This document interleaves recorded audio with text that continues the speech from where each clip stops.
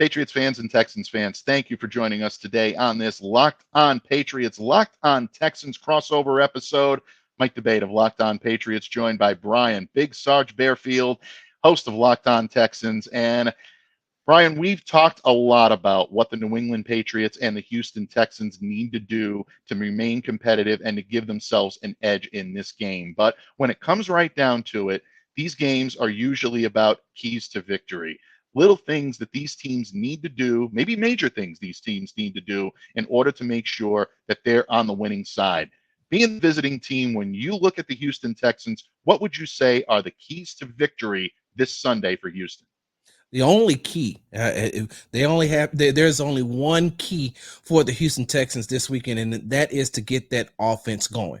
Now, when you look at their stats, I know that they're ranked number one in passing offense with 272 yards per game. I know that they are sixth in total offense at 376.6 yards per game, but the offense has looked stale. The offense has looked ineffective at times. It looks like they're stuck sometimes in mud, and they need to get out of that mud, get out of that rut, and get going. They haven't scored over 30 points this year, and with the amount of talent that they have on the offensive side of the ball, led by quarterback CJ Stroud, now is the time. This is one of the times where you're playing against a team, and I don't want to call the Patriots a weaker opponent, because any team can be beaten in the NFL on any given Sunday. Last year, we watched the Houston Texans go into a game against the Carolina Panthers. Panthers were winless on the season, and they lost. Went in against the Atlanta Falcons, a team that they should have beaten very, very handily on that day, and they lost. And so you cannot look past any team in the NFL. But with the amount of firepower that they have and the offensive mind and Bobby Slowick, the only key to victory is to make sure that you're scoring and you keep scoring. In the second half, in the second half of games this season, that offense has become putrid. And I know people don't like when I say that, but before last Sunday, they were averaging 8.5 points in the second half, and you can get that from kicker Kaimi Fairbairn. Especially with this type of offense, you have to score, and keep scoring, keep your foot on the gas. And so the only key to victory is to make sure that offense runs smoothly and effectively. Very good point. And I think that if the Houston Texans do that, once again, it's going to be a long day for the New England Patriots, even though they are playing in those snazzy red throwbacks, which I know fans are going to love to see. They are at home. They are starting a rookie quarterback, and it is the beginning of a new era. It will be a bright era in New England, folks, but they're facing a tough team on Sunday, and it's going to be awfully tough to gain this victory. But I am here to tell you, Patriots fans, there is a way to do it. The way the Patriots need to earn the victory against the Texans is, first off, they need to protect their quarterback. The Patriots need Vidarian Lowe to have another strong game at left tackle. They need the Patriots interior of the interior of the offensive line to play solid, which means that Nick Leverett, who did not participate in practice on Wednesday, he needs to be a little bit better when it comes to standing up to pressure. He allowed 9 last week against the Miami Dolphins. That cannot happen if the Patriots want to have even a chance to remain competitive in this game.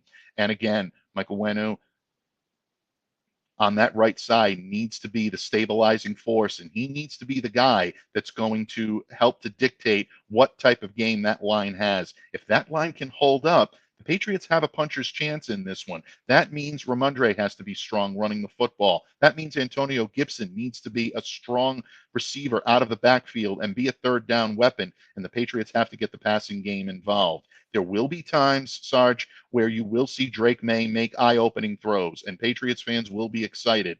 The problem is he going to be able to make enough of them? And you mentioned the secondary of Houston, and as well as that pressure-packed defense led by Danielle Hunter and Will Anderson. Going to be tough for the Patriots to do that. On defense, the Patriots have to try to control what is a very dangerous Houston offense. The way to do that is to ride the legs and the arms of Christian Gonzalez, who has been one of the better cornerbacks in the league this year. The size, the length, the ability to be able to lock down his opponent. He knows Stephon Diggs very well from their time going against each other from here in New England and again in Buffalo. This is going to be something where he's going to have to be very good against one of the best receivers and a receiver that knows this area and knows this team very well, that's going to be a challenge. If Christian can keep Stefan in lockdown or at least marginally disrupt what he likes to do, once again, Pats have a puncher's chance in this one. But finally, and this is going to be the big key, they have to hope Houston makes some mistakes and the Patriots have to capitalize on it. I think this is the biggest key to victory for New England. When you match up these two teams on paper, Houston should win this matchup 9 times out of 10. If the Patriots can capitalize on mistakes and can force them, that's where they're going to be able to feed off the home crowd, use that newfound energy from Drake May starting in this game, and then they have a chance to do it. Do I like their chances in this game? We'll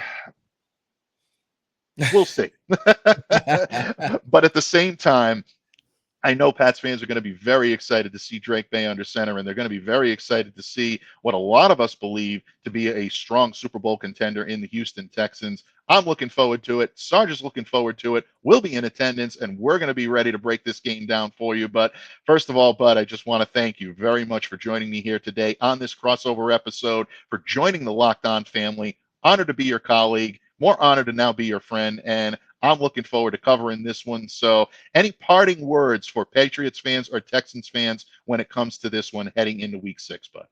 Well, I just want to tell the Houston Texans, and I meant to throw this in there. Hey, cut down on the penalties. It will make the fans very, very happy. Other than that, hey, I look forward to seeing what the Houston Texans are going to do. And like I said, any given Sunday, any team could be beat. I just don't think that it's going to be this Sunday. Yeah. And unfortunately, I know and I think you make a great point on penalties, Sarge. The Patriots had a dozen penalties that they were whistled for last week against the Dolphins, 6 of which by colleagues of mine that I hold in the highest regard were labeled as egregious or totally avoidable. That's not good. Patriots have to be more disciplined. Houston has to be more disciplined. Whichever team wins that battle may end up coming out on top.